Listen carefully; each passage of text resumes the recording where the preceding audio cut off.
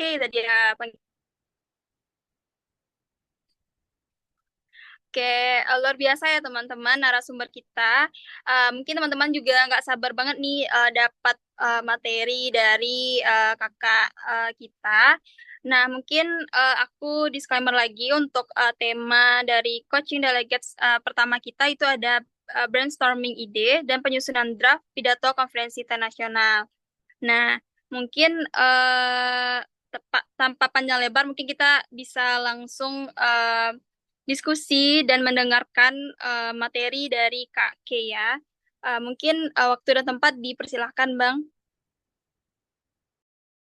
Oke, terima kasih kesempatannya teman-teman. Saya izin presentasi dulu ya.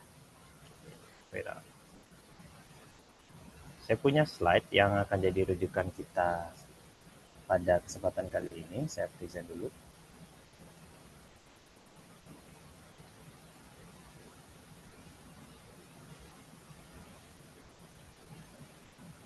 Oke, apakah sudah dapat dilihat dari komputer teman-teman masing-masing?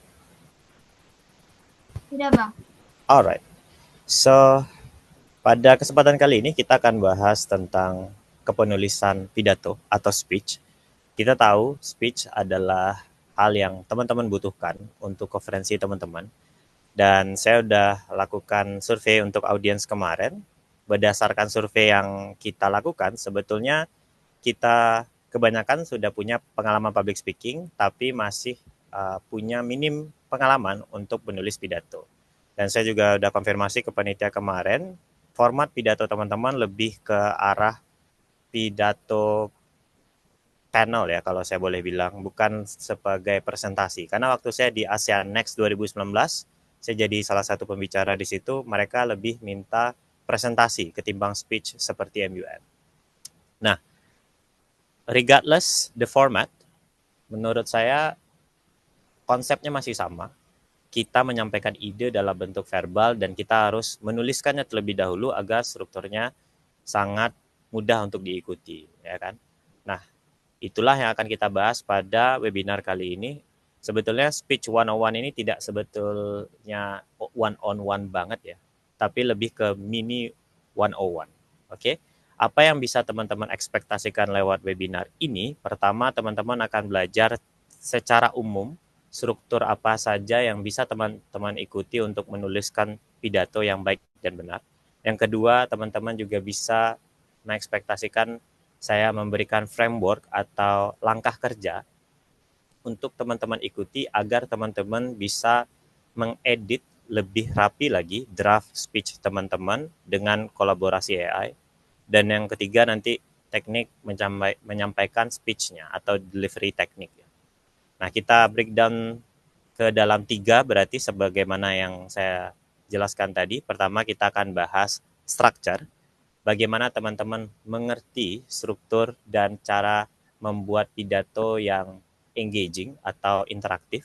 Yang kedua kita akan belajar cara mengeditnya, khususnya untuk audiens internasional. Dan yang ketiga nanti cara menyampaikannya atau delivery techniques dan juga sedikit banyaknya memberikan tips bagaimana teman-teman bisa confident ya menyampaikan speech. Oke, kita bahas yang pertama, struktur.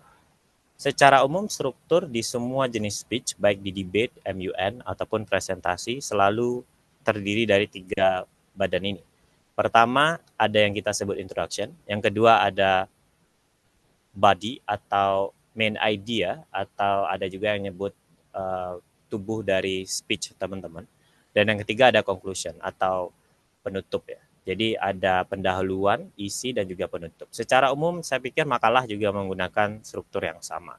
Tapi kalau di speech, karena kita punya waktu yang terbatas, komponen dari setiap bagian ini akan beda-beda nanti.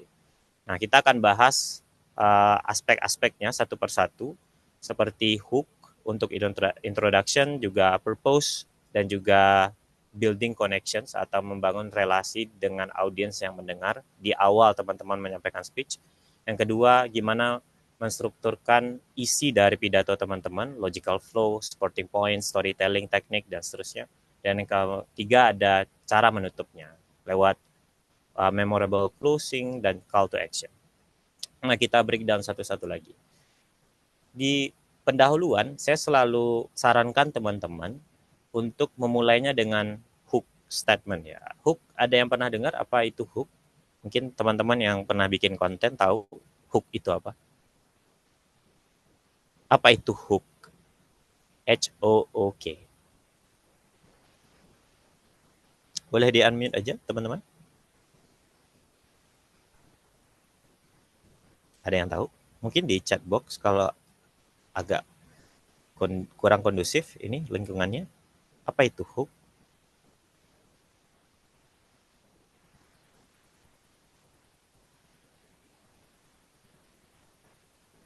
Ya, teman-teman boleh yang ada tahu. Oke, ini Kalimat, Ramisa. ya, Michael Gabriela, dia bilang kalimat pembuka yang menarik perhatian. Ya, betul ya. Jadi hook itu sebetulnya terjemahan literalnya adalah jangkar ya, atau pengait gitu. Jadi gimana teman-teman meng-guide attention orang di awal agar teman-teman bisa bikin orang itu ngedengar sampai akhir. Kalau di konten ya namanya hook juga sih. Jadi kayak suatu statement yang bisa bikin orang penasaran sampai ke akhir. Nah, apa aja bentuk hook ini dalam speech? Kita bisa pakai bentuk provoking questions atau pertanyaan yang membuat orang penasaran. Misalnya, teman-teman pengen ngasih uh, pidato tentang Sustainable Development Goals khususnya untuk water water cleanness atau kebersihan air misalnya. Teman-teman bisa uh, mulai pidato teman-teman dengan bertanya ke audiens bahwa seberapa yakin kita bahwa air yang kita konsumsi adalah air bersih dan layak untuk dikonsumsi. Nah, itu kan orang-orang kan bertanya, iya ya, seberapa yakin ya? Apalagi orang-orang yang di United States sekarang hampir mayoritas titik air mereka sudah tercemar ya dengan tekstil dan juga bahan-bahan kimia atau biochemicals. Jadi kenapa orang punya penyakit generik yang sangat banyak itu kadang-kadang juga dipengaruhi oleh air. Nah, itu akan membuat orang penasaran untuk mendengar apa inti dari speech teman-teman sampai akhir nanti. Atau teman-teman juga bisa ngasih statistik. Misalnya tentang ini sustainable development di bidang ekonomi gitu. 9 dari 10 startup menurut survei gagal di tahun 1 sampai tahun ketiga. Nah, teman-teman kan pengen ngasih speech mengenai gimana misalnya bikin anak muda mau melakukan entrepreneurship gitu. Nah, statistik itu bisa bikin orang, oh iya ya, statistiknya bilang kayak gitu. Terus apa nih solusi yang dijanjikan oleh pembicara? Atau bisa juga dengan short story, misalnya melalui pengalaman. Teman-teman ada yang pernah mungkin dengar pidatonya Greta Thunberg tentang lingkungan ya. Dia bilang bahwa dia sengaja bolos atau keluar dari sekolah hanya untuk bikin orang tergerak membuat suatu kebijakan yang peduli dengan lingkungan. Dia terkenal sekali ya pidato dia di PBB, "You stole my future," kata dia. Kalian mencuri masa depan saya dengan merusak lingkungan atau bumi hari ini, dan seterusnya dan seterusnya. Itu cara untuk bikin orang mau mendengarkan sampai akhir. Kita selalu mulai dengan hook. Yang kedua, state your purpose, atau teman-teman harus ngasih tahu setelah ada hook dan pendahuluan itu, teman-teman mau bilang apa dalam speech teman-teman. Nah, misalnya tadi udah dibuka dengan statement bahwa 9 dari 10 startup di tahun pertama hingga ketiga, gagal. Nah, teman-teman langsung masuk ke bridging atau jembatan teman-teman menuju isi dengan bilang, kita butuh framework bisnis yang baru agar startup anak muda lebih sustainable di tahun pertama dan tahun ketiga lewat kolaborasi private dan government atau pemerintah misalnya. Nah, itu statement namanya, state your purpose. Jadi teman-teman harus ngasih tahu. Nah, di situ orang akan tahu arahnya kemana. Nah, yang ketiga, build a connection. Setelah teman-teman bilang hook teman-teman, kemudian purpose teman-teman, baru teman-teman perkenalkan diri teman-teman kalau dirasa perlu, atau background teman-teman, kenapa teman-teman menyarankan demikian gitu. Misalnya teman-teman mahasiswa ekonomi gitu. Jadi capable dong ngomongin tentang startup atau dunia uh, bisnis di bidang yang teman-teman tekuni ini gitu. Nah, itu akan bikin orang percaya pada teman-teman. Ini yang kita sebut dengan build a connection atau membangun koneksi di awal. Jadi, kenapa nggak ditaruh di depan gitu? Build a connection kayak memperkenalkan diri kita atau background kita, kenapa nggak ditaruh di depan? Ada yang bisa tebak?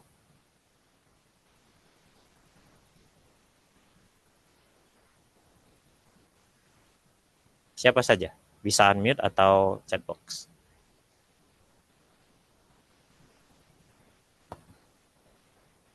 Kenapa introducing background itu ditaruh ketiga di bagian awal ini, bukan yang pertama banget gitu.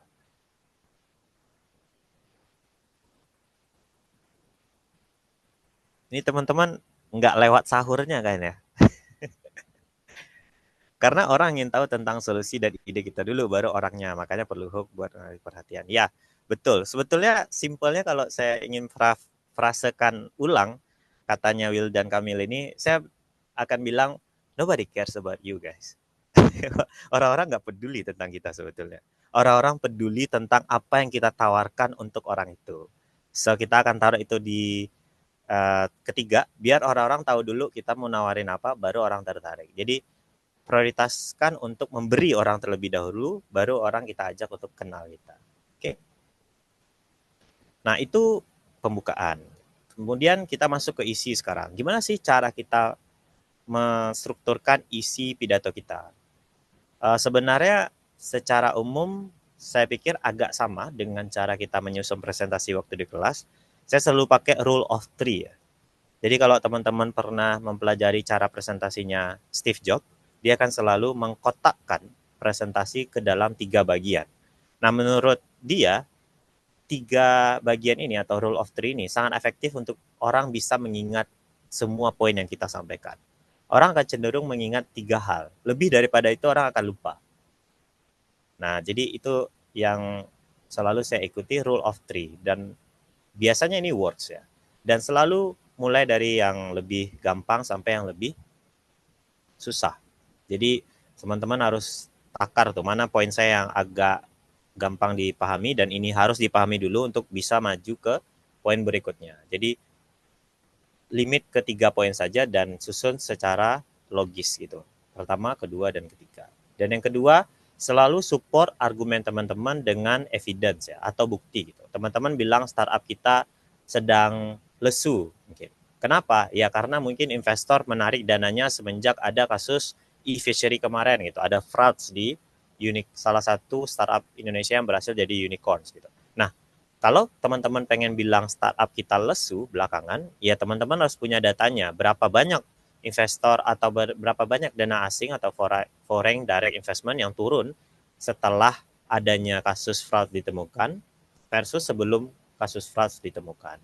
Dan kalau misalnya memang turun, terus solusinya apa? Nah, itu kan yang akan teman-teman masukin ke gagasan teman-teman nanti.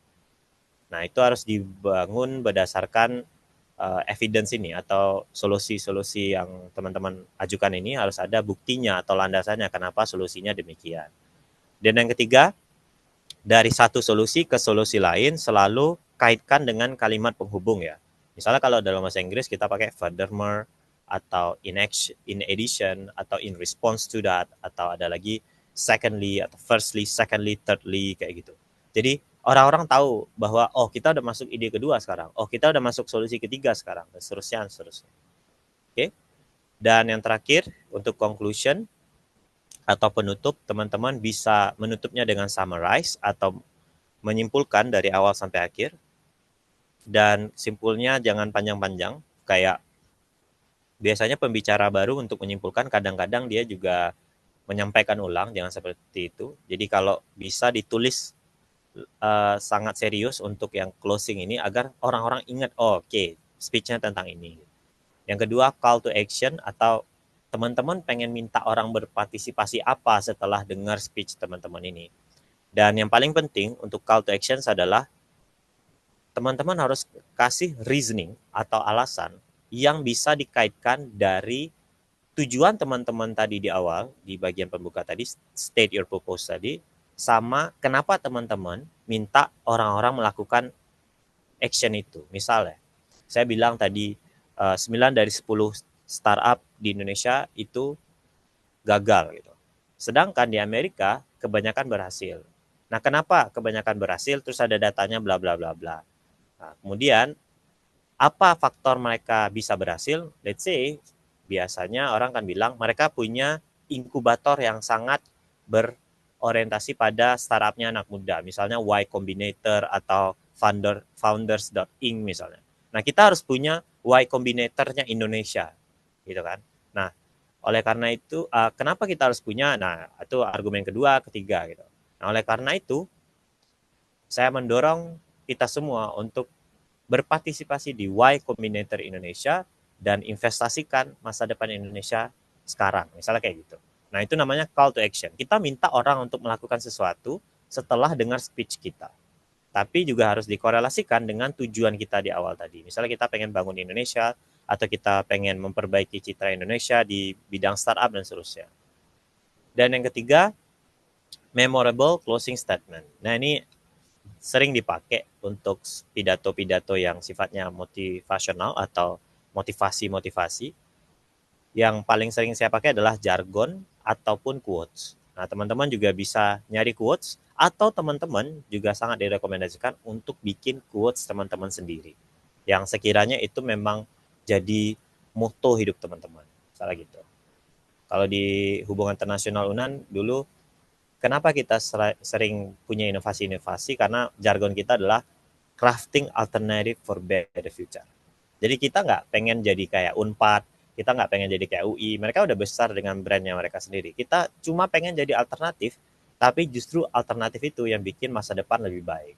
Nah, itu uh, filosofinya. Kira-kira teman-teman bisa cari memorable closing statement juga di proses teman-teman nulis nanti.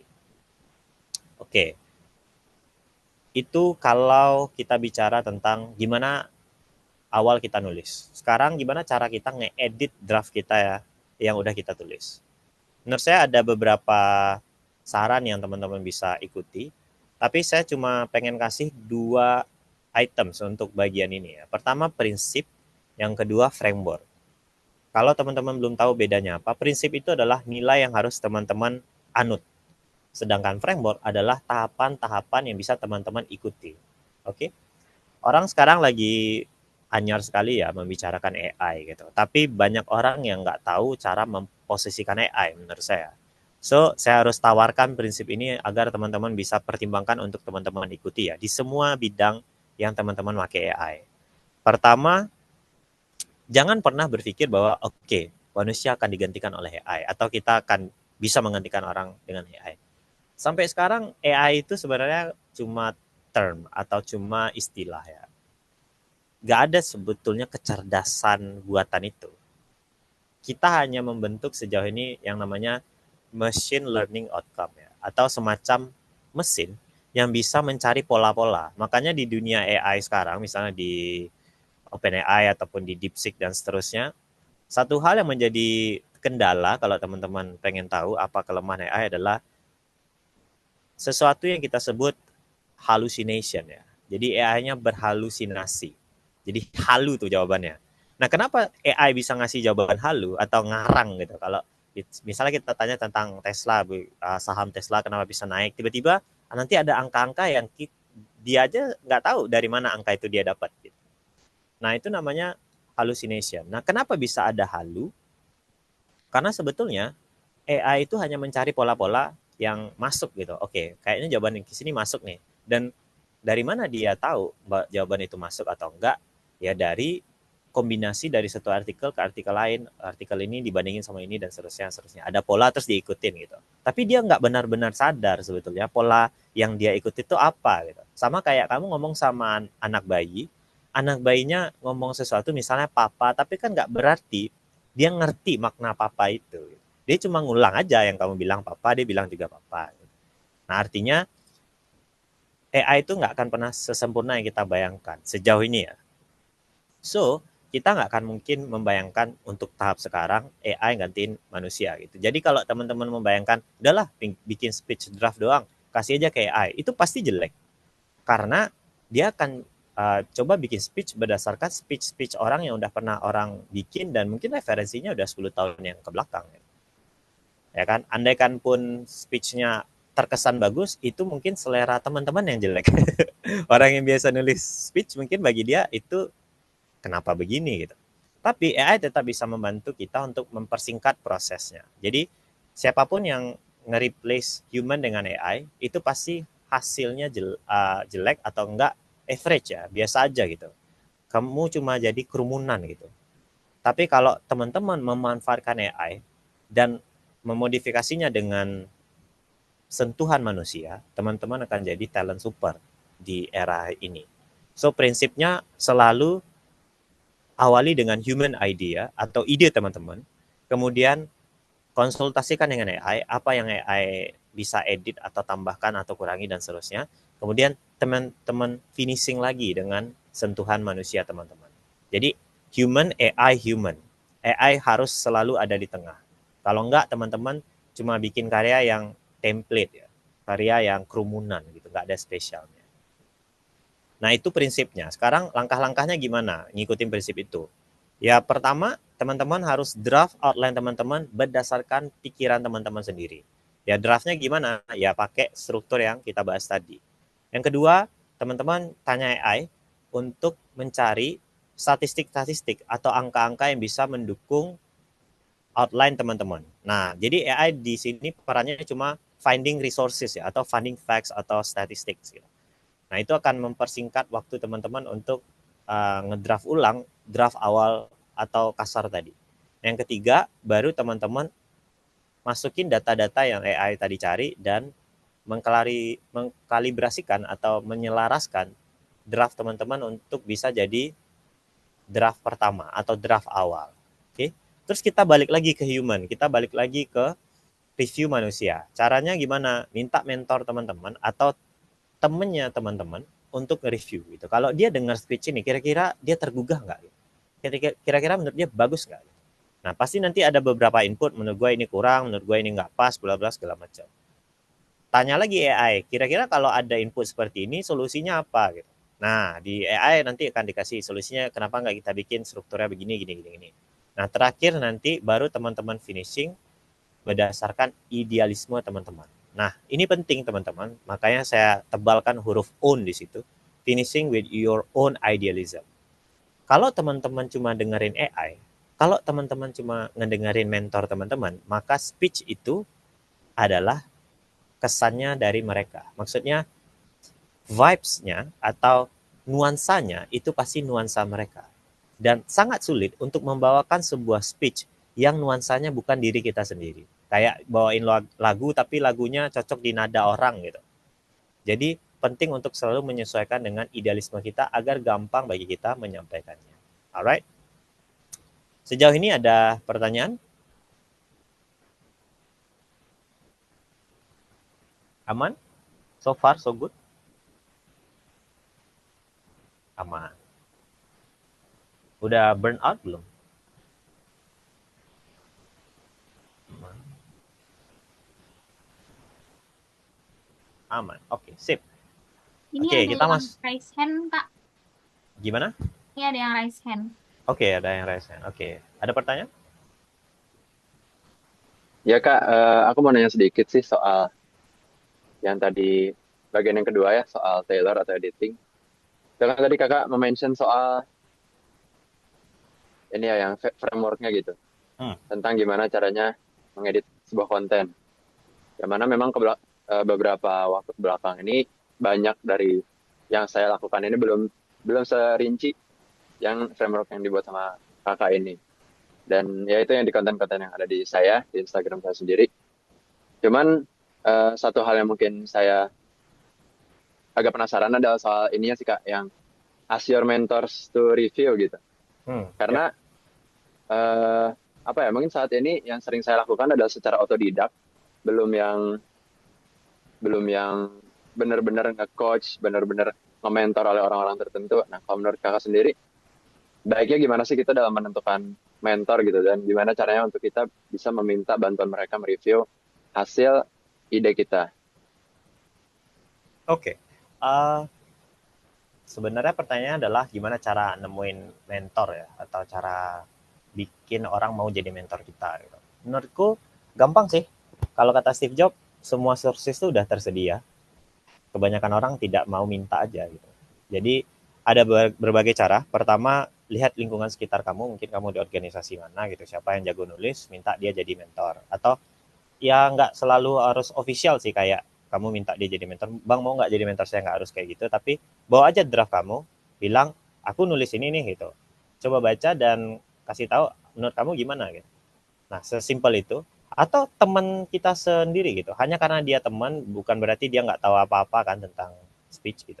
Karena penting juga untuk kadang-kadang minta pendapat orang awam, karena yang bakal dengar itu nggak cuma expert tapi juga orang awam. Di konferensi mahasiswa juga itu kan, mungkin mereka expert di bidang mereka tapi awam di bidang yang teman-teman pengen tulis atau sampaikan ini. So penting juga sebenarnya minta perspektifnya orang awam, kira-kira dia ngerti nggak sih dengan yang kita tulis. Nah itu bisa jadi backgroundnya pendengar teman-teman nanti pas di konferensi. Jadi orang biasa juga bisa dijadi mentor dan melihat organisasi sekitar kita untuk mau nggak mereka jadi mentor. Atau bisa pergi ke LinkedIn dan minta seseorang untuk jadi koneksi kamu dan minta dia jadi mentor. Karena itu yang saya lakukan sekarang ini. Jadi mentor saya adalah operation manager di salah satu perusahaan di Indonesia, tapi dia dari Filipina, tapi kerja di Jogja, jadi operation manager. Dan dia mau mentorin saya 1-2 jam per pertemuan, dan dia nggak mau dibayar. Akan selalu ada orang baik kayak gitu, dan kamu bisa temukan kalau kamu berani untuk bertanya saja. Oke? Semoga membantu. Ada lagi? Oke, Kak. Makasih jawabannya. Ya, sama-sama. Aman ya? Oke, kita masuk ke delivery. Gimana sih cara kita menyampaikan pidato? Tadi kan kita udah draft pidato kita udah edit juga pakai AI, pakai Mentors dan segala macam. Nah, seringkali setelah kita punya draft, kita masih grogi nih untuk menyampaikan draft kita ini. Ada yang merasa hal yang sama?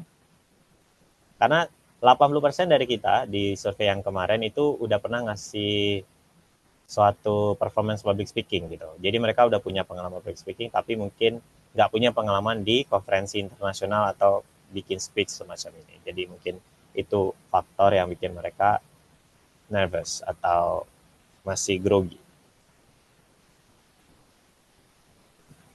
Ada ya yang ngerasa begitu? Saya pengen ngasih satu kutipan dulu sama teman-teman. Ini menarik ya. Teman-teman mungkin ada pernah baca novel ya. Salah satu novelis yang saya suka itu Mark Twain ya. Jadi banyak karya Mark Twain.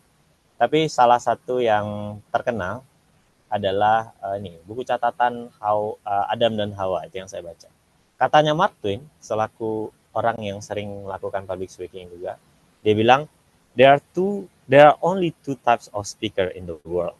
First is the nervous, the second is liars. Nah, ini menarik ya. Jadi bagi dia hanya ada dua tipe orang di dunia ini.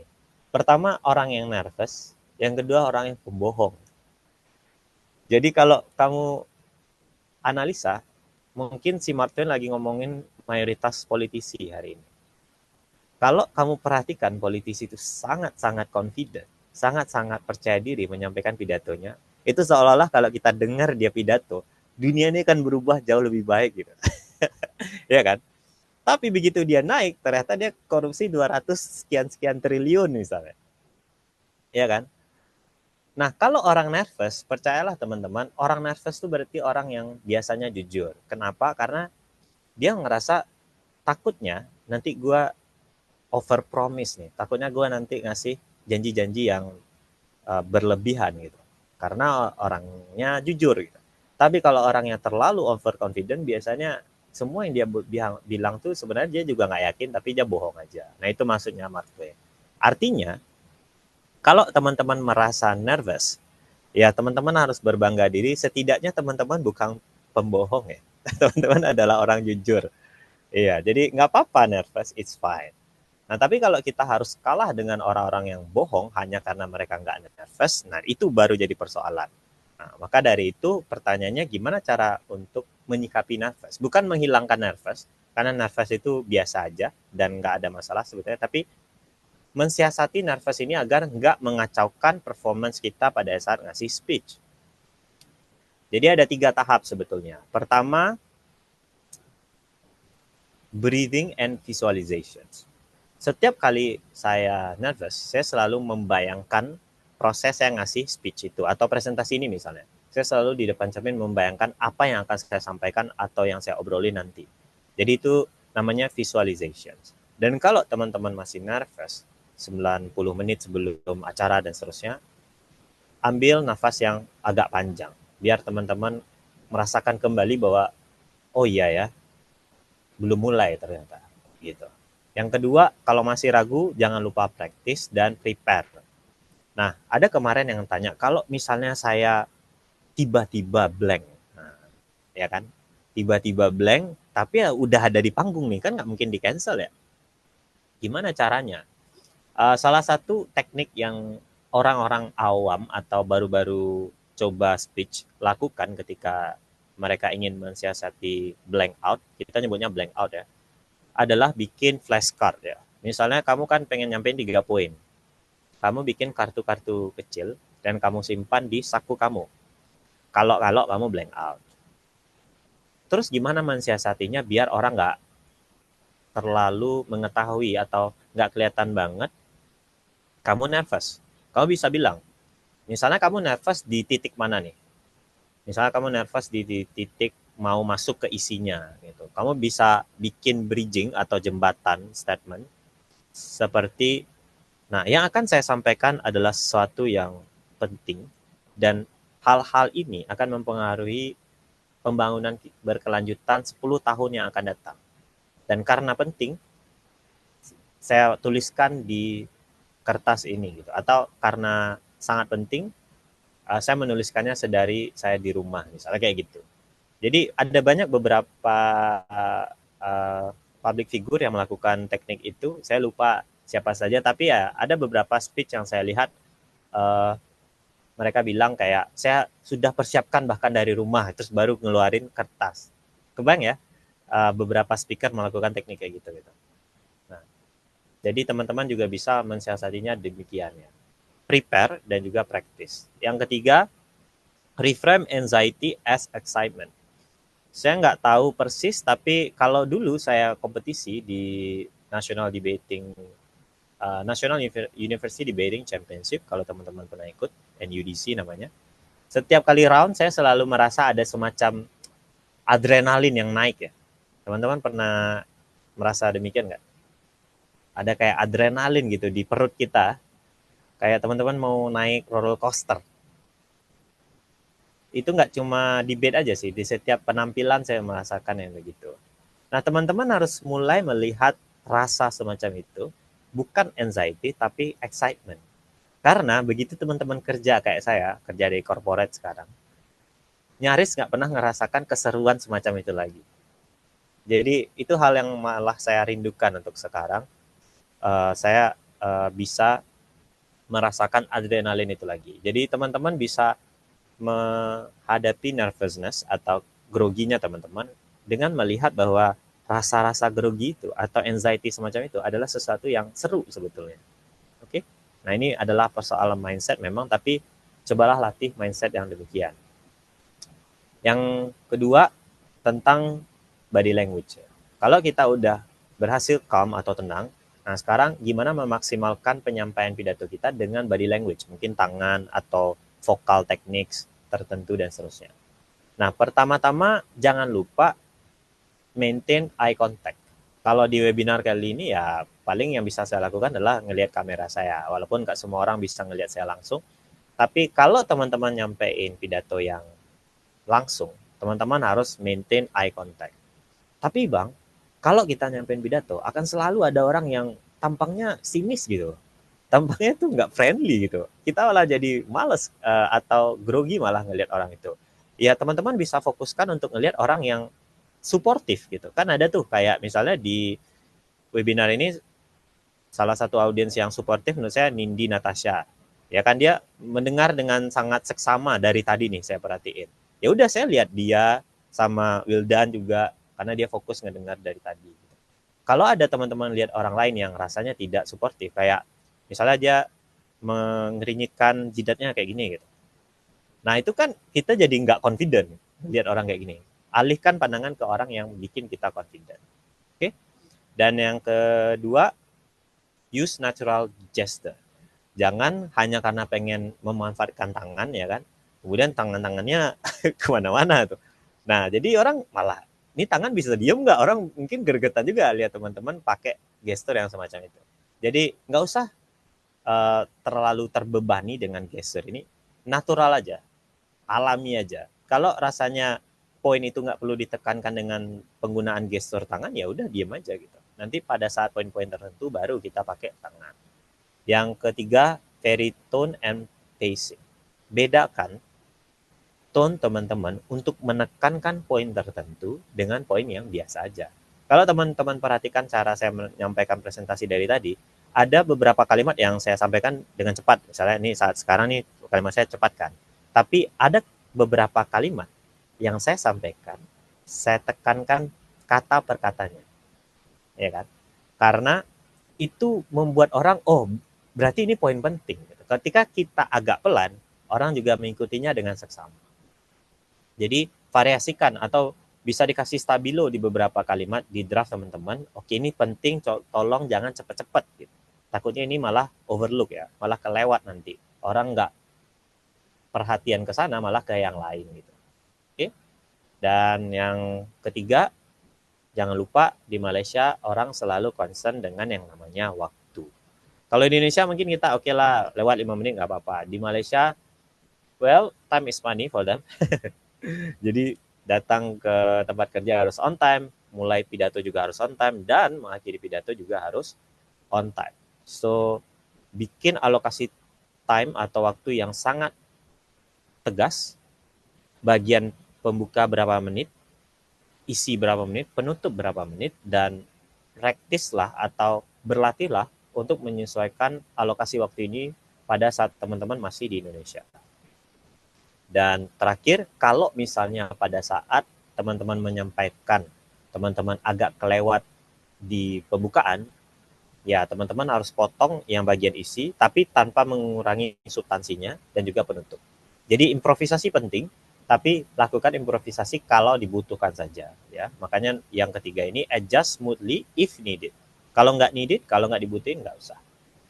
Oke, that's it untuk materinya. Sangat singkat, makanya saya bilang tadi ini cuma one-on-one mini karena waktu kita terbatas. Tapi yang ingin saya sampaikan untuk teman-teman adalah pada akhirnya pidato tetaplah pidato. Ya. Dia tidak merupakan sesuatu hal yang menentukan profil kita. Saya selalu bilang, nah berhubung lagi Ramadan saya agak religius nggak apa-apa ya. Saya selalu bilang bukti bahwa kita beriman pada Allah, bahwa Allah itu maha besar adalah kita nggak pernah khawatir tentang hidup ini. Oh bang, company saya lagi lay off besar-besaran. It's just a job guys. There are a lot of opportunities out there. Ada banyak kesempatan-kesempatan lain, kalaupun kamu dipecat dari kerjaan kamu. Oh, gue nggak bisa lulus ITB bang, atau gue nggak bisa dulu lulus UI misalnya. Lulusnya cuma di UNAN misalnya gitu. It's just a unique guys. Just because you are from UNAN doesn't mean you cannot be someone.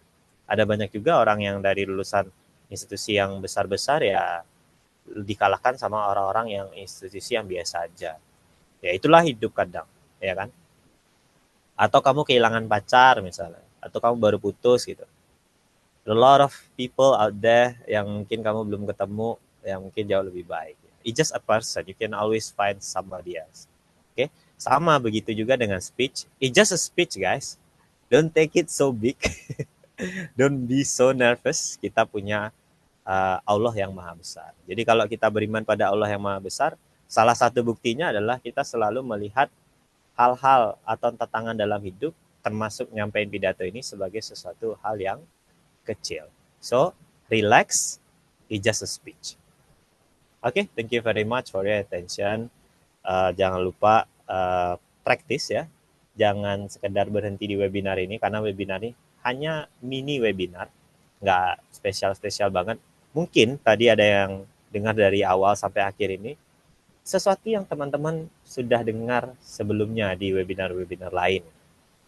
Nah, saya hanya menambahkan sedikit-sedikit, atau walaupun poinnya sama persis, setidaknya mungkin cara saya menyampaikan bisa ngenyetrum ke teman-teman.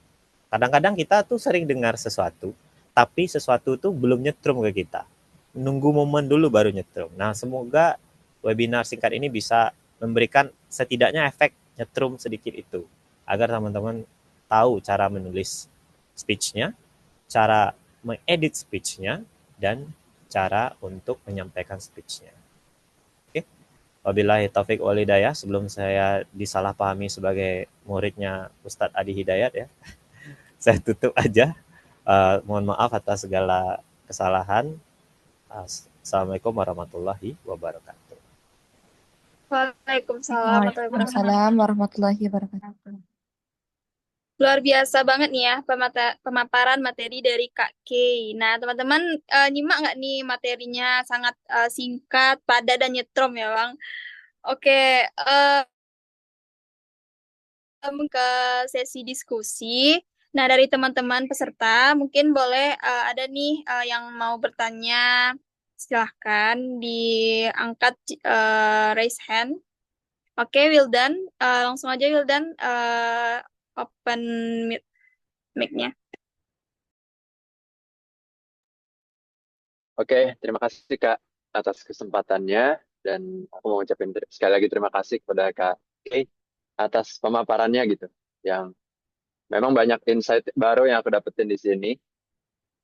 Terus kalau pertanyaannya dari aku sendiri mungkin dimulai apa ya, dari ini dulu deh, dari cerita dulu ya sedikit Kak, soal gimana sih kita menanggapi, atau ya gimana caranya kita menanggapi atau merhatikan speech dari orang lain gitu.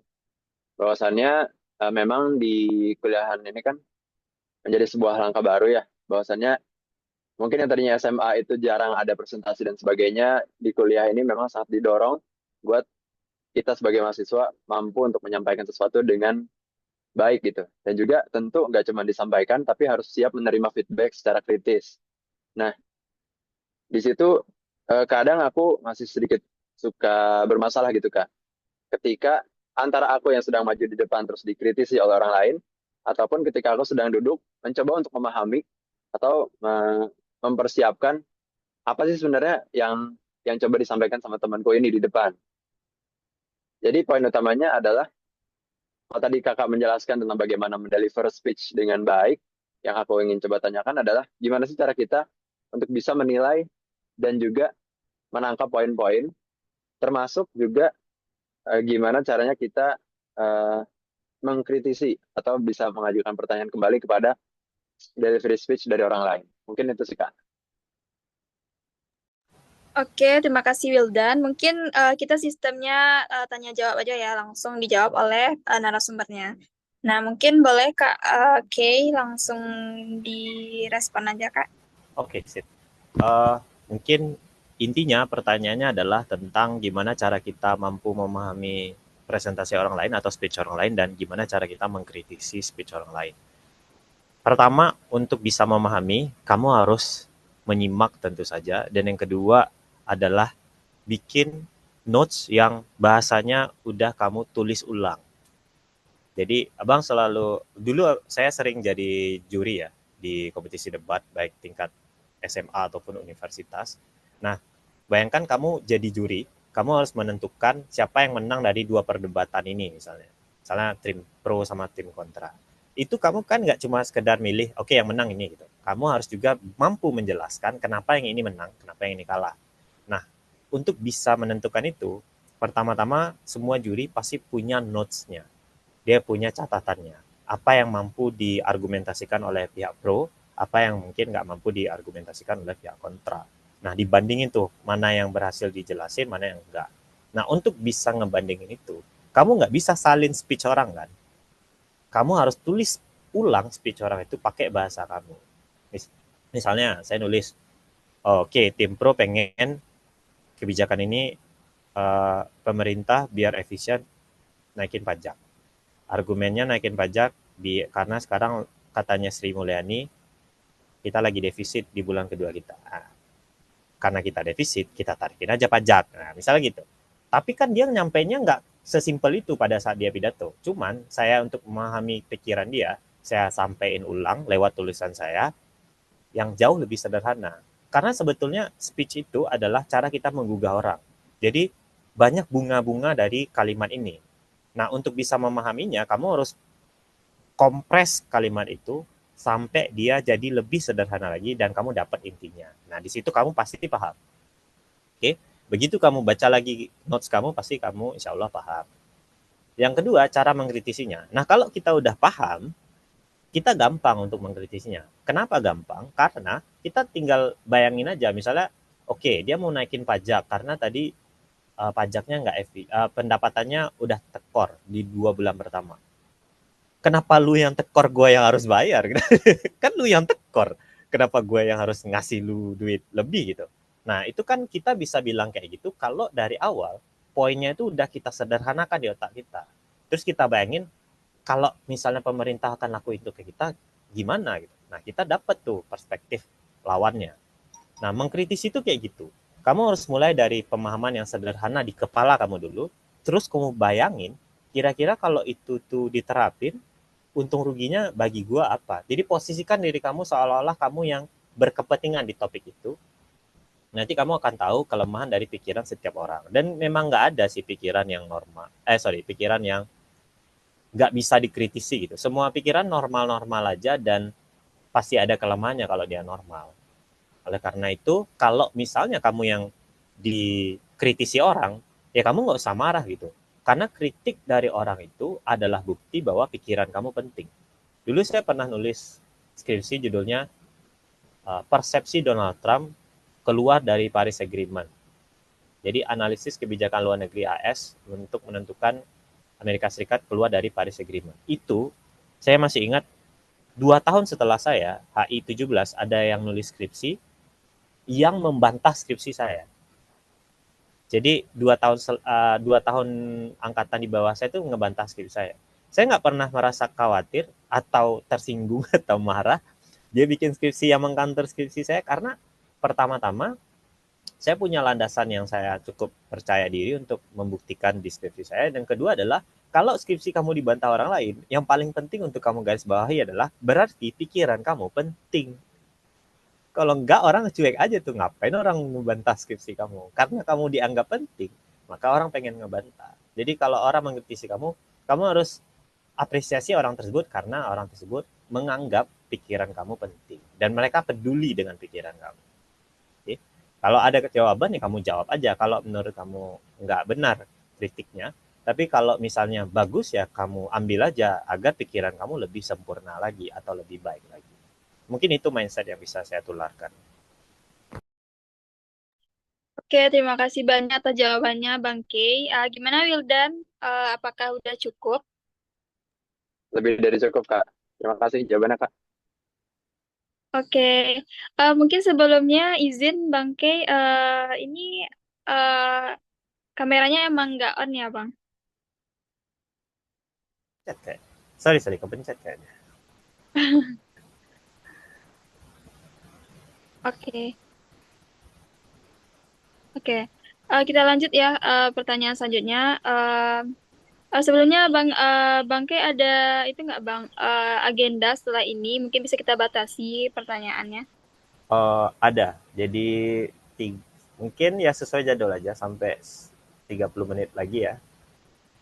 Oke, Oke teman-teman mungkin bisa disingkat pertanyaannya ya. Mungkin kepada Armayati boleh langsung aja. Baik, terima kasih Kak Rahmi atas kesempatannya. Di sini Dani ingin bertanya kepada narasumber kita, Kak K. Nah, kadang pas pidato itu kan kita butuh jeda biar pas penyampaian pidato kita itu lebih kuat dan audiens kita tuh mudah gitu memahaminya. Cuma kalau misal jeda pidato dalam penyampaian speech kita itu tidak pas, jadi kita sebagai speaker itu terkesannya buru-buru atau canggung gitu, Kak K. Jadi gimana nih cara pemakaian jeda dalam delivery speech kita itu biar speech kita tuh tetap lancar dan audiens mudah memahami speech kita. Mungkin itu saja Kak Kia, dikembalikan. Kalau saya pakai teknik biasanya throw a question. Itu tekniknya. Kalau saya pengen break sebentar dan saya pengen mengulur waktu, biar saya pengen lihat catatan lagi mungkin, atau saya pengen minum. Throw question, lempar pertanyaan. Kalau kamu perhatikan teknik saya nyampein presentasi tadi, itu kan persis pakai teknik itu. Misalnya nih, dari pembagian antara materi, struktur, dan tailor, itu kan kita mau pindah ke delivery kan. Terus saya tadi ngasih teman-teman, tapi kan kalau kita udah punya draft nih, biasanya kita akan selalu merasa nervous. Ada nggak yang ngerasa kayak gitu? Nah, saya kan bilang itu kan, teman-teman ya mungkin agak pagi ya, jadi agak mager gitu, males ngeresponnya. Tapi setidaknya dengan melempar pertanyaan itu, saya punya waktu untuk nyari artikel. Artikel yang saya present tadi, yang dari Mark Twain tadi, itu baru saya open pas presentasi ini mulai loh. Artinya apa? Artinya relax saja. Kamu masih selalu bisa mengulur dengan memanfaatkan proses engagement atau proses interaksi kamu sama penonton. Misalnya di penyampaian speech yang beneran, yang live ya, yang ada audiensnya, bukan webinar kayak gini. Kamu bisa bilang kayak, berapa dari kita yang merasa selalu susah untuk belajar, misalnya tentang itulah speech kamu. Kamu tunggu orang untuk angkat tangan. Itu kamu udah punya waktu jeda kira-kira 30 detik. Nah, itu cara menjeda dari satu bagian ke bagian lain. Kalau kamu pengen menjeda kalimat per kalimat, ya menurut saya jangan dijeda, tapi divariasikan aja kecepatan kamu ngomongnya. Misalnya kayak saya bilang tadi, ada beberapa kalimat yang saya cepat banget, tapi akan ada beberapa kalimat yang kata-katanya akan saya perlambat. Biasanya untuk kalimat-kalimat yang menurut saya sangat penting. Jadi jangan dijeda sih kalau kalimat, karena waktu terbatas dan nggak cuma kamu yang pengen ngasih speech kan. Jadi dilambatin aja, nggak usah dijeda. Tapi kalau memang kamu butuh waktu, misalnya lupa nih poin keempat apa gitu, cara saya untuk bisa menjedanya adalah lempar pertanyaan. Sembari orang jawab atau sembari orang ngerespon, kamu nanti lihat lagi catatan, terus baru kamu lanjut. Santai aja pokoknya intinya. Selalu ada cara untuk memanipulasi audiens. Oke. Terima kasih Kak Kay. Oke, terima kasih Bang Kak atas jawabannya. Mungkin lanjut ke Sakila.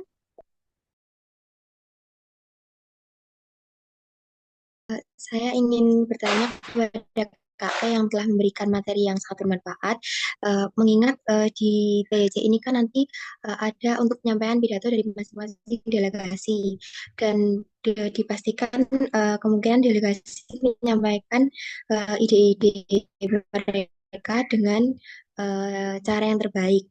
Nah, sebenarnya yang benar-benar terbaik dan dapat memorable untuk juri maupun audiens itu kan harus menarik, dan juga di bagian bersangkutan dengan struktur isi. Nah, sebenarnya yang paling itu di bagian isinya, yang kita mengangkat isu yang sangat penting kah, atau dari solusi kita yang unik, atau di bagian mana ya Kak? Terima kasih. Oke, sorry. Suaraku kedengaran nggak ya? Soalnya jaringanku agak bermasalah. Oke, kameraku tetap mati sih walaupun udah aku nyalain, aku nggak tahu. So, sorry for that. Wait, let me check. Oh ya, kameranya kayaknya nggak aktif sih. Tapi teman-teman bisa lihat saya dari display teman-teman nggak ya? Saya udah nyalain, cuman pas di zoom-nya nggak nampilin mukanya. Bisa lihat nggak? Iya, nggak kelihatan Kak. Tapi nggak apa-apa sih. Oke, nggak apa-apa ya, sorry ya. Oke, saya tadi nggak nangkep pertanyaannya karena agak breaking apanya. Boleh disampaikan ulang? Soalnya jaringan saya agak terganggu. Sorry ya.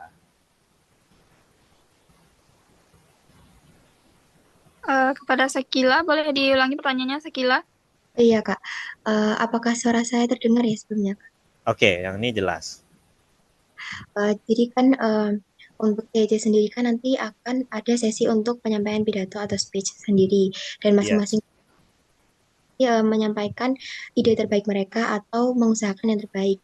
Nah, menurut Kakak itu sebenarnya speech yang benar baik dan benar-benar menarik dan memang juri maupun audiens itu lebih ke dari disampaikan tadi tentang hook yang menarik dan juga struktur tentang isinya yang dan juga solusinya. Nah, sebenarnya yang lebih ditekankan itu harus bagian hooknya yang menarik atau penyampaian ide kita yang terbaru atau solusi yang bagaimana ya Kak? Di bagian mananya yang mungkin bisa di-highlight? Terima kasih. Oke, bagian mana yang harus diprioritaskan intinya itu ya. So menurutku masing-masing lomba tuh punya kriteria penilaian yang beda-beda. Kalau kamu pengen menangin yang speech kontesnya atau di bagian pidatonya, kamu harus lihat tor dari lomba kamu atau tor dari acara ini. Biasanya mereka akan menentukan rubrik di situ biasanya. Oke, tapi kalau misalnya nggak ada rubriknya, menurutku ya, dari semua pengalaman lombaku, semuanya tuh harus bagus. Nggak ada yang bisa diprioritaskan kayak, oke, kita bagus di hook, ini nggak terlalu prioritas. Nggak, semuanya tuh harus bagus. Hook, isi, conclusion harus bagus, harus fenomenal memang kalau pengen menang. Nah, itu sih pengalamanku. Jadi makanya dari awal framework yang harus kamu ikuti itu benar-benar mulai dari kamu dulu. Kalaupun kamu pakai AI itu cuma kayak editor di tengah, kemudian harus pakai mentor juga, terus nanti baru kamu edit lagi di akhir. Jadi memang apa ya, memang butuh preparation, memang ada prosesnya. Dan gimana cara nyampeinnya biar prosesnya itu terlihat bagus bang? Ya praktis itu tadi gitu. Kalau perlu, misalnya nih ini berapa orang nih? Semua teman-teman ada di mana domisilinya? Beda-beda ya domisilinya. Ada yang di Padang, ada yang di Jawa Barat kalau saya nggak salah. Oke, kalau perlu bikin ini micro speech contest. Jadi kayak teman-teman latihan bersama teman-teman lain untuk exhibition ya atau untuk memamerkan persiapan teman-teman. Tapi saya nggak tahu apakah itu mungkin untuk dilakukan. Kadang-kadang kan sesama delegasi juga kompetisi nih sama delegasi. Jadi saya nggak tahu apakah itu mungkin. Cuman kalau saya pribadi dulu saya sering latihan sama teman-teman di grup yang lebih kecil sih. Jadi bisa ada tandem. Oke.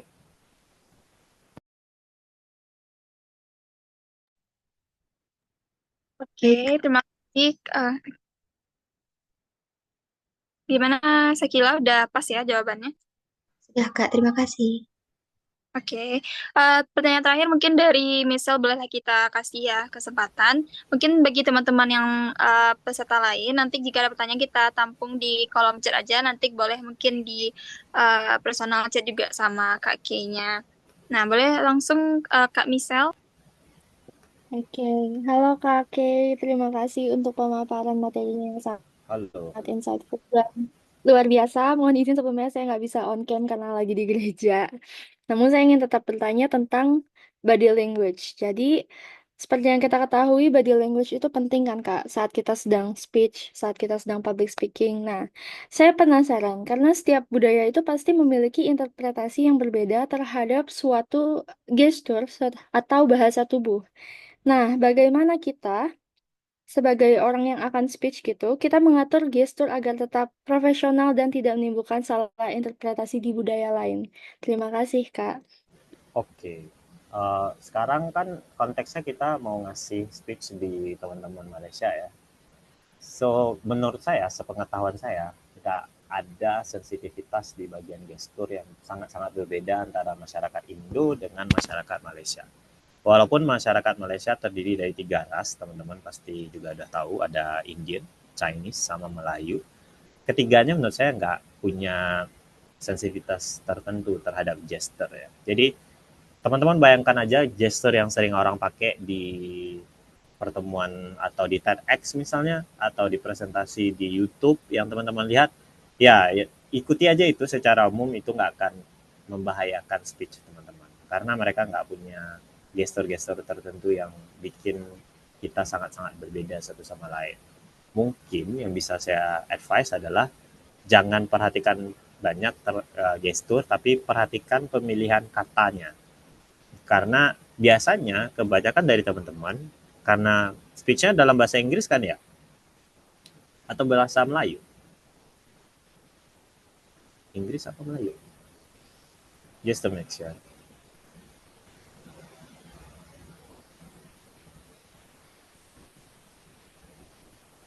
Eh, ada yang bisa jawab mungkin? Atau suara saya kedengaran nggak? Infonya kemarin bahasa Inggris sih, Kak.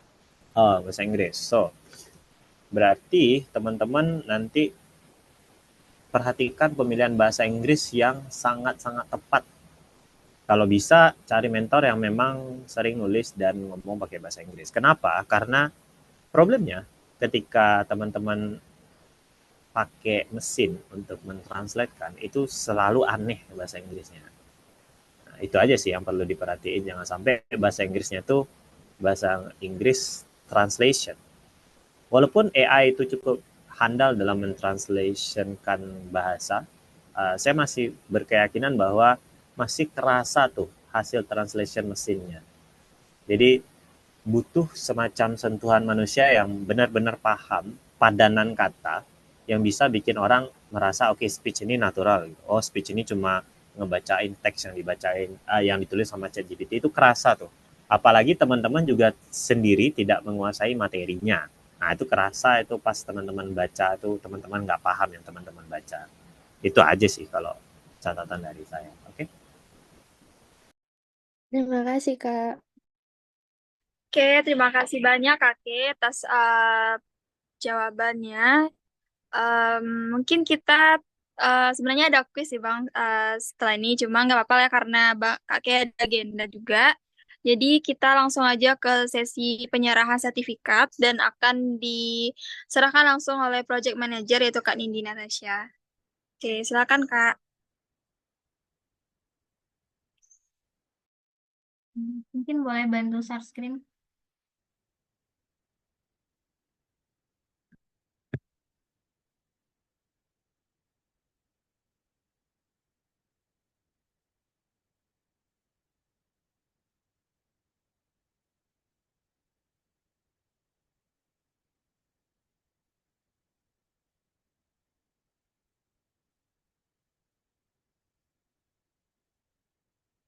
Oke, oke.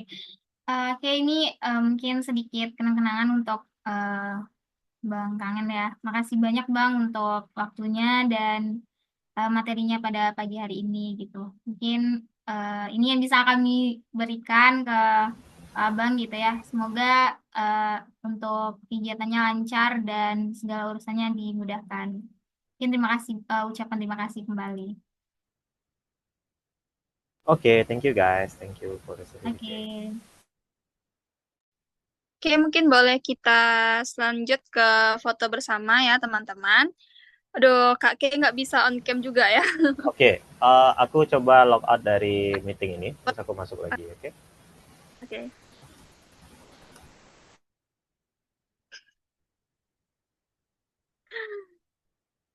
Teman-teman ada nyatat kan materinya, juga bikin insight-nya teman-teman. Nanti boleh di-up ke story-nya dan tag TC ya.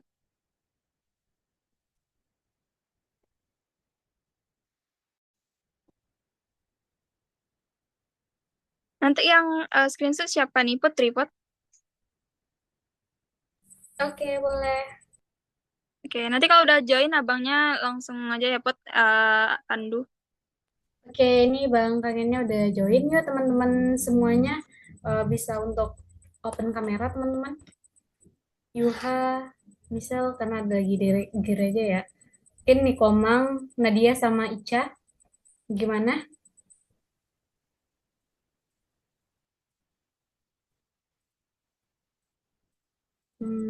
Oke, baik. Kita lanjut saja. Oke, aku hitung ya teman-teman semuanya. Oke, ini Komang udah join. Udah join. Udah on cam. Yang lain ada lagi yang mau on cam? Oke, kita lanjut saja ya. Aku hitung ya teman-teman. 3, 2, 1. Oke, ganti gaya. 1, 2, 3. Oke, terakhir ganti gaya. 3, 2, 1. Oke, terima kasih dikembalikan ke moderator. Oke, terima kasih Kak Put. Tadi Kak kayaknya udah ada on cam kan, Pak? Oke, udah ada aman-aman. Oke Kak Kay, terima kasih banyak Kak atas kesempatannya dan waktu yang udah diluangkan lah untuk memberikan ilmu kepada teman-teman dan ke kami semua gitu ya Kak. Semoga apa yang disampaikan bisa dipahami dengan baik oleh peserta semuanya. Dan semoga kegiatan kita dilancarkan. Terima kasih Kak Kay, semoga dibalas dengan pahala lah oleh Allah ya Bang. Amin. Makasih Oke, teman-teman. mungkin ada closing statement nggak Bang dari Kak Kay untuk teman-teman kita nih yang akan konferensi nanti di kancah internasional lah gitu Bang. Oke, tips saya untuk menghadapi segala macam acara internasional adalah karena saya lihat teman-teman tuh saya jadi ingat waktu saya diundang oleh ASEAN Next ya. Jadi saya tuh mewakili salah satu pemuda di Indonesia di bidang SDGs, ngomongin tentang no hunger waktu itu. Dan saya presentasi di depan profesor, praktisi expert gitu. Jadi bayangin panelnya itu ada 3 orang lainnya, saya di salah satu sesi.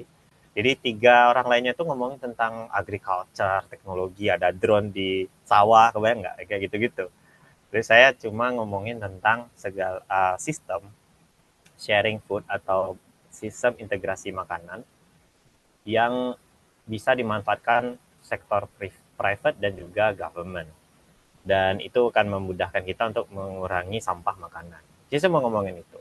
Tapi setelah saya presentasi, ada salah satu perwakilan dari UNDP, kalau teman-teman tahu organisasinya, dia bilang bahwa presentasi yang salah satu menurut dia terbaik pada saat konferensi itu adalah presentasi saya. Bukan karena saya expert sangat seperti profesor-profesor ini, tapi hanya karena saya jujur dengan bahasa yang saya pakai dan saya jelas ketika menyampaikan poinnya. Nah, teman-teman mungkin nanti pada saat konferensi internasional akan merasa ya saya ini siapa gitu. Saya cuma anak muda yang biasa-biasa aja. Mungkin kampus saya juga nggak terlalu terkenal.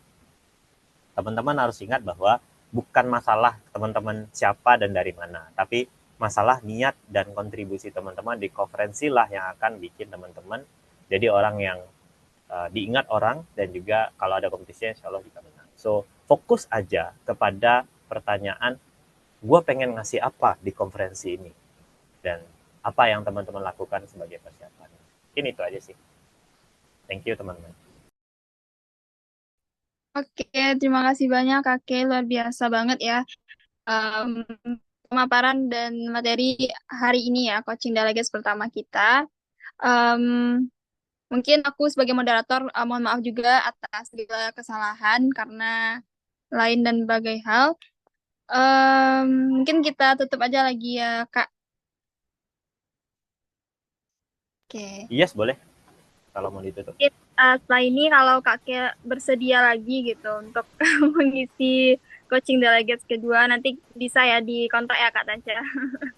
Oke, siap. Dikasih tahu aja karena mungkin kendala saya adalah saya kerja ya, jadi waktu saya agak terbatas. Jadi kalau pengen ada coaching lagi, kasih tahu sebulan sebelumnya mungkin ya. Oke, terima kasih Kak. Mungkin nanti boleh ketemu di Malaysia juga kita ya Kak. Oke, sip. Saya ada di Kuala Lumpur di Jalan Ipoh Batu 3. Teman-teman bisa kontak saya. Kontak saya ada sama Tasya. Oke. Bisa nih nanti ya buka bareng. Bisa. Acaranya kapan sih? Nggak tahu. Oh, bulan April. Bulan April. Tanggal? Insya Allah tanggal 26 sampai 28 Kak. 26 sampai 28. Hari apa itu ya? Sabtu Minggu? Jumat Sabtu Minggu ya. Jumat Sabtu Minggu. Kayak sepertinya saya kerja, tapi ya kita lihat nanti kalau ada kesempatan. Yes, Bang. Oke, makasih teman-teman. Oke, terima kasih ya Kak. Ya, bye-bye. Keluar. Alright, bye-bye. Ya, terima kasih. Terima kasih Bang Kangen. Bye-bye, thank you. Kita ada kuis ya teman-teman. Gimana nih? Kita tetap lanjut kah teman-teman? Ya. Boleh. Kita lanjut kuisis ya. Aku miring.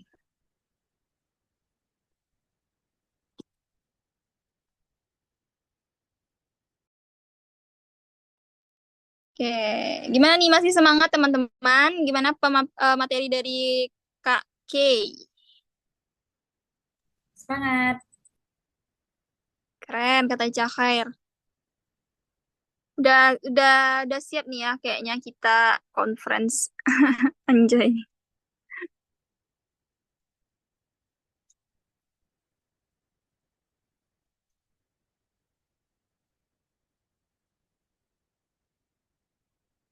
Udah di share screen, Pot?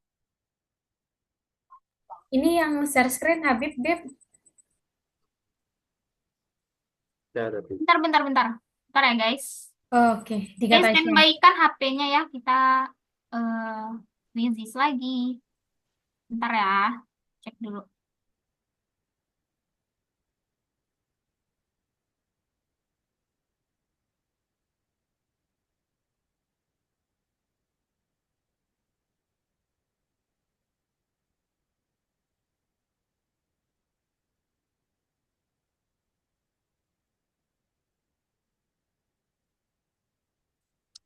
Nanti insight yang paling keren dapat apa nih Kak Tasya?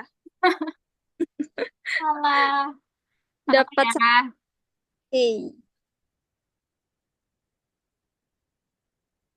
Boleh sih kita ketemu sama abangnya Kak di Malai besok. Kalau nggak sibuk ya.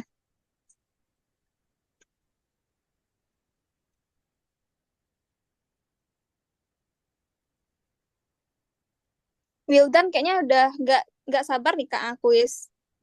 Kelama. Bentar guys nih guys. Oke nih. Oke silakan standby. Oke ini ya masuk ya ke ininya. Ke quizisnya. Kita akan tes sejauh mana teman-teman menerima materi tadi. Soalnya gampang kok teman-teman. Gampang kayak kemarin. Kalau mendengarkan kayaknya bisa sih ya. Dah. Oke, Jul, mantap Jul. Jul nih, Jul dan Wildan nih rival terkuat nih. Ayo guys, join guys. Ayo teman-teman Ciwi, tunjukkan pesonamu. Join myquizzes.com. Oke, ditunggu 1 menit ya teman-teman. Jul, Fanny, Tri, Titi. Siapa? Titi siapa? Titi istrinya Sila. Pak Prabowo. Mantan, sorry.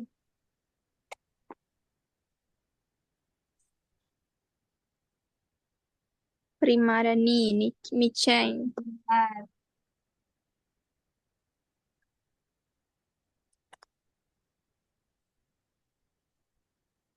Marah mumaku. Marah. Apa nih yang marah? Nggak ada orang marah mamu. Nggak ada aku marah mamu.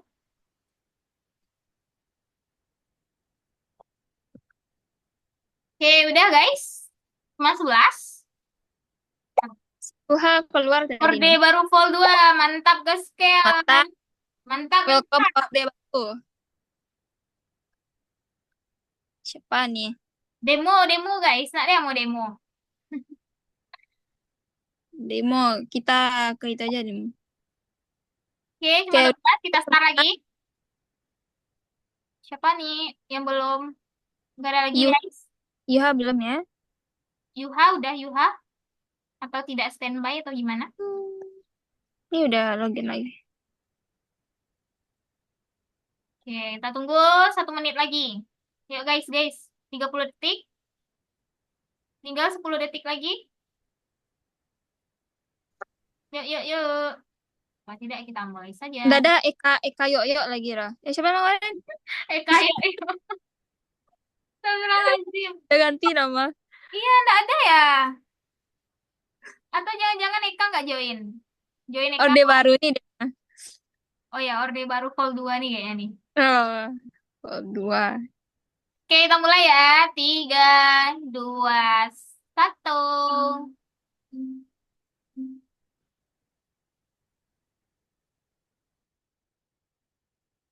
Oke.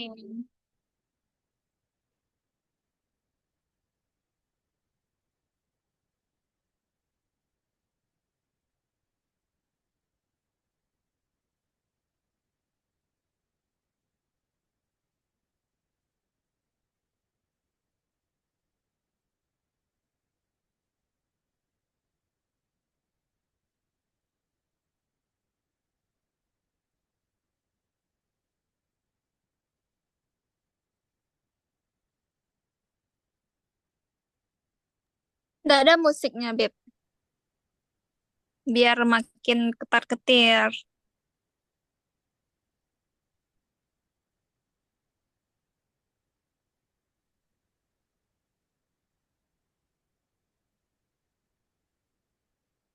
Oh, marah mumaku memimpin, guys. Oh, Fani, Nadia. Oh, Tasya. Tasya nih nggak masuk nih, dia tahu jawabannya nih.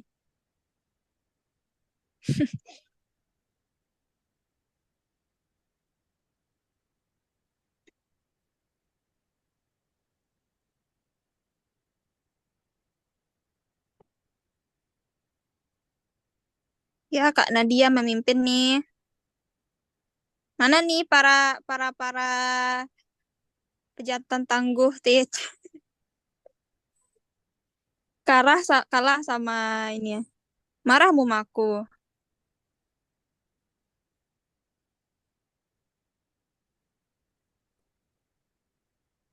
Let's Orba memimpin, guys. Nih kalau menang Orba.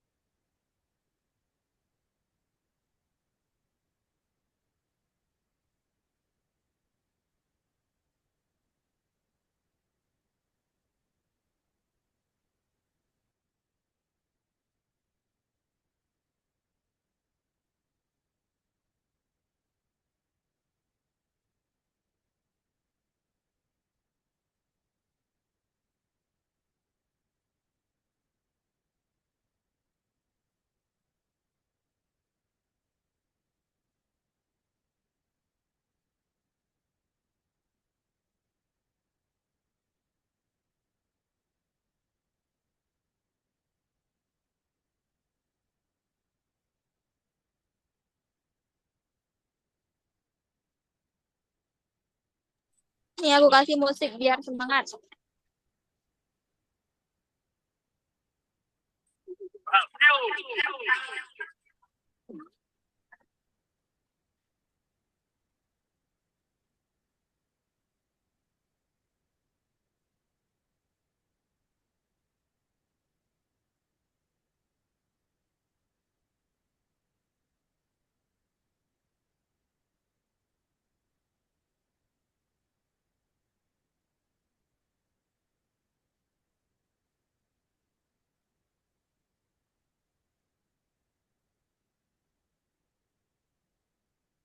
Berapa pertanyaan lagi nih Kak Tash?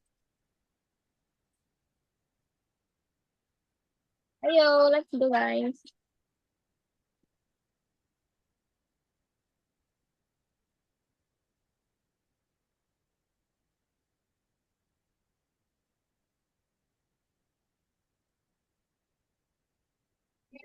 Berapa menit lagi sih? Nih yang merah-merah nih salah nih Kak. Ya. Lagi yang salah ya. Bisa-bisanya. Poinnya ada aku catat semua dan ada semua itu benar cuma satu di mana Kak? Berarti Anda belum beruntung. Siapa nih Nadia? Kak Nadia.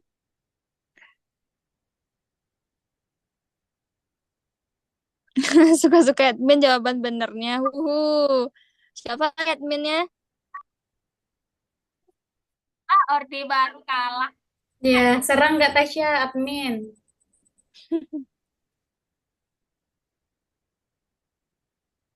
Sudah semua ya.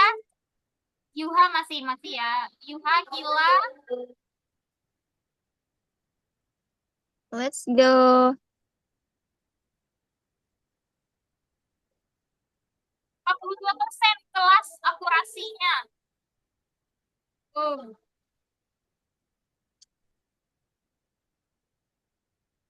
Oke, karena tidak ada lagi hitungan. Kira udah. Es. Oh iya, tadi masih main ya? Nah, ini ada Siapa ya nih? Oke, 1 menit lagi ya teman-teman. aku add lagi. Edit lagi. Nah, Yuha nggak bisa, sinyalnya nggak dukung katanya. Bisa. Siapa ya? Siapa ya nih pasti Eka Yoyo nih, dia balas dendam Ini nih, Kak. pasti akan kukalahkan semua.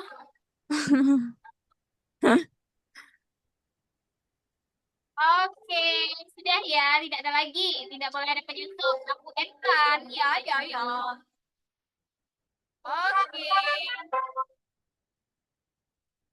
wis mantap ya. Wah, selamat kepada Kak Nadia.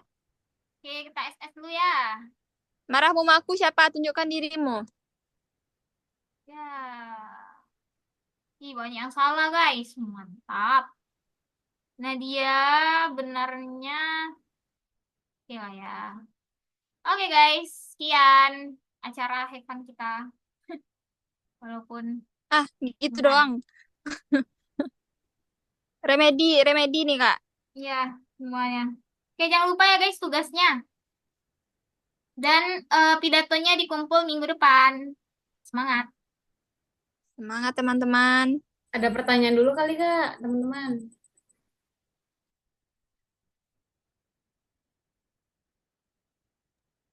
Kak, mau tanya Kak,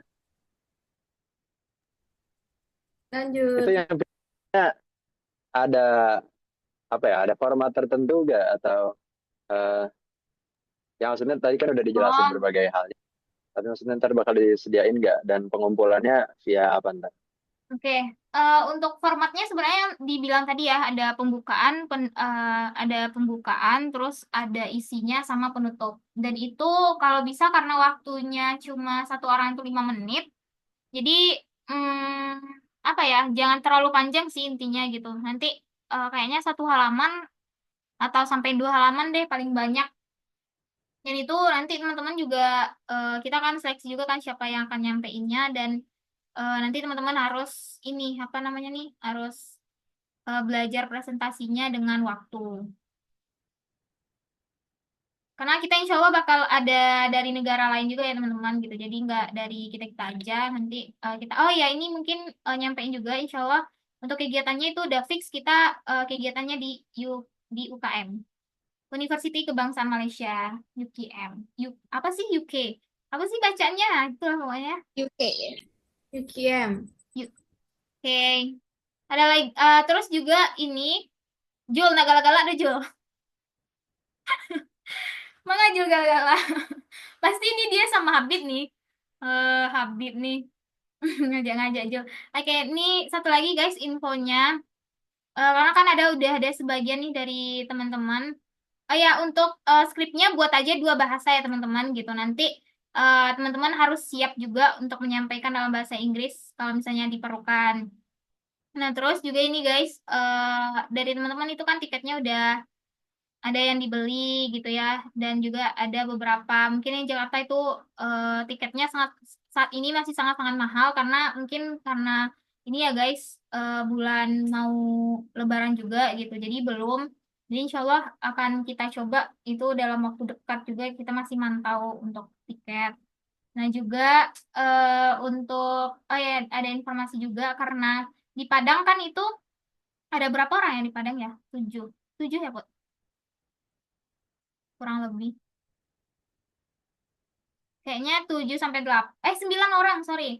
Nah, 9 orang kan teman-teman gitu. Jadi kan karena untuk keberangkatan kita itu kita nggak ada punya bagasi, tapi kita hanya dapat kabin 7 kilo. Jadi maksimalkan untuk jangan terlalu banyak baju atau apa ya, jangan sampai bawa barang-barang yang terlalu berat gitu loh gitu. Jadi biar nanti nggak kayak melebihi kapasitas. Dan untuk kepulangan itu insya Allah udah aman ya karena pembelian tiket untuk Ica kemarin untuk Ica itu kita dapat bagasi 20 kilo. Jadi kalau misalnya teman-teman mau beli oleh-oleh gitu ya, untuk yang khusus Padang, itu jangan sampai kayak berkilo-kilo juga, tapi maksudnya bisa untuk membeli barang-barang ataupun yang rasanya mungkin oleh-oleh untuk teman-teman atau kayak coklat atau apa gitu yang ringan-ringan aja dan nanti bisa disatukan dengan bagasi Ica gitu. Mungkin untuk yang di Padang ya, untuk yang di Jakarta insya Allah nanti ini apa namanya? Nanti kita kabarkan lagi di grup. Mungkin itu guys, ada pertanyaan sejauh ini tentang keberangkatan atau apapun. Oh ya, itu untuk surat izin nggak ada lagi ya, cuma segitu ya yang butuh. Kalau iya, insya Allah besok udah bisa dikirimkan ke teman-teman gitu. Kalau misalnya udah nggak ada lagi. Izin Kak, izin Ya. bertanya. Ya Jo? Kalau untuk keberangkatan nanti, apakah kita harus menggunakan, adakah dress code yang harus kita bawa ke Malaysianya Oh, atau bagaimana, Kak? iya benar. Mantap Jul. Kelupaan tuh.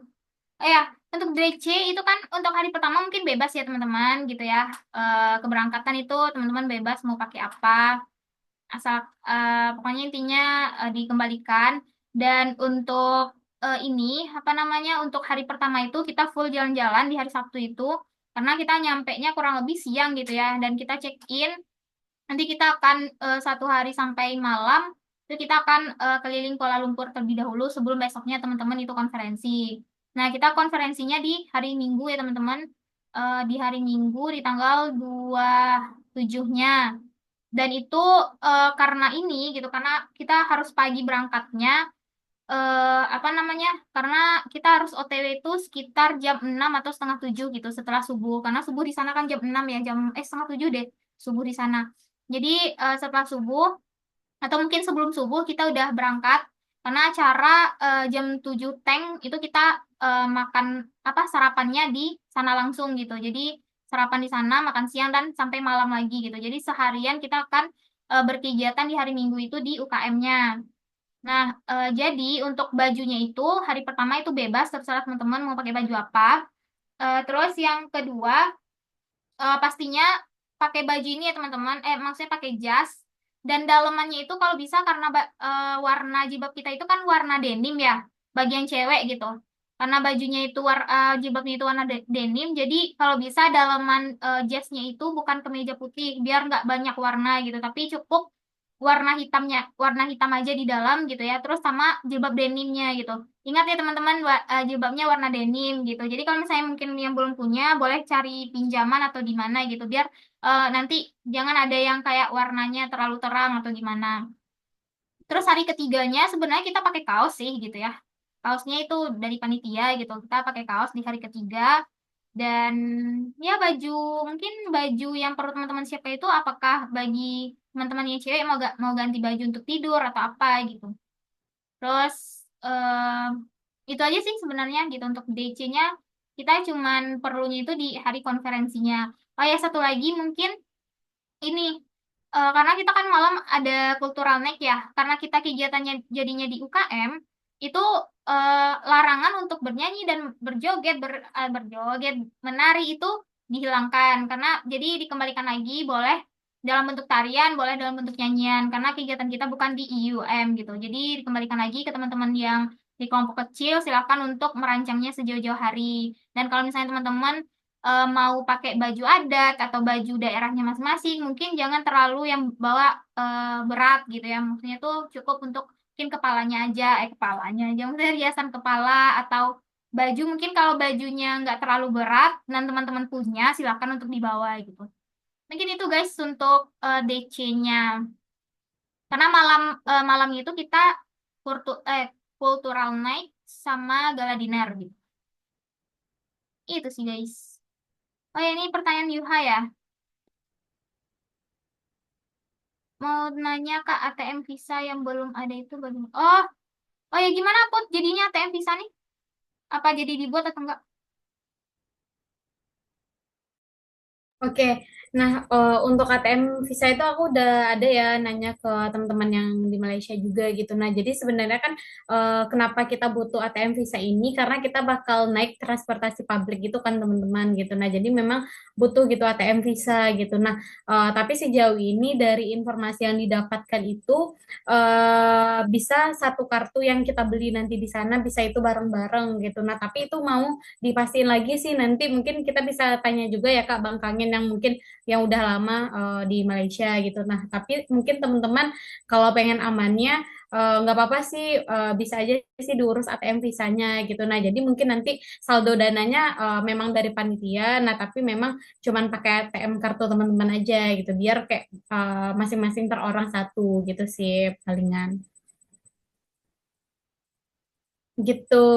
Oke, mungkin karena ya kalau misalnya mau ngurus silakan, tapi nanti kita fixkan dulu ya untuk ininya kalau misalnya bisa satu kartu untuk semua orang, jadi kita ya udah satu kartu aja gitu. Nanti dari panitia yang handle itu. Nah, tapi ini lagi dalam proses pencarian info juga sih teman-teman gitu. Apakah untuk naik apa namanya transportasinya itu bisa satu kartu atau mungkin emang satu orang tuh satu kartu yang seperti mungkin teman-teman kayak Trans Padang gitu kan atau mungkin Transjakarta gitu. Oke, ada lagi yang mau nanyain? Iya Kak, ini ada Syakila nanya untuk fix Silakan. rundownnya gimana. Nah iya Oh nanti iya. mungkin kita bakal kirimin ya detail ininya dari jam segini sampai segini apa gitu rangkaian acaranya gitu teman-teman. Kalau bisa dalam minggu besok ya Kak, kayak memang udah fix semuanya dan udah clear juga sama UKM. Karena kan sejauh ini dalam masa komunikasi juga sama UKM terkait sama rundown acaranya di hari Minggu itu gitu. Nah jadi mungkin nanti setelah fix kita bisa kirim rundownnya ke dalam grup gitu dan informasi juga teman-teman, insya Allah kita bakal nginapnya di apartemen. Nah jadi di apartemen itu ada 2 kamar ya kak Tasya. 2 kamar apa 3 kamar sih? Oh ada 3 kamar. Nah jadi mungkin nanti untuk cewek 2 kamar dan untuk cowok 1 kamar gitu sih teman-teman palingan. Nah dan juga mungkin kita karena ini bukan hotel juga ya, karena apartemen, nah jadi mungkin nanti kita lebih berbagi aja sih dan kita juga bisa bareng-bareng dan bakal lebih dapat sih feel kita nanti sebagai sebuah tim nanti di sana. Gitu sih palingan Kak Tasya dan teman-teman. Mungkin ada tambahan lagi atau ada pertanyaan dari teman-teman? Oh ya, mungkin untuk cultural night kita pakai batik aja kali ya, biar Indonesia. Oh iya boleh ya mungkin untuk dress code utamanya mungkin ya batik ya Batik. kali. Nah mungkin nanti kalau teman-teman ada properti ataupun ada kostum lainnya boleh tinggal ditambah aja gitu teman-teman. Ini ada lagi guys. Oke, mungkin nanti Kak untuk detail rundown dan juga dress code mungkin nanti bisa kita kirim satu file panduan aja kali ya, biar ada pegangan dari teman-teman gitu Kak. Oke.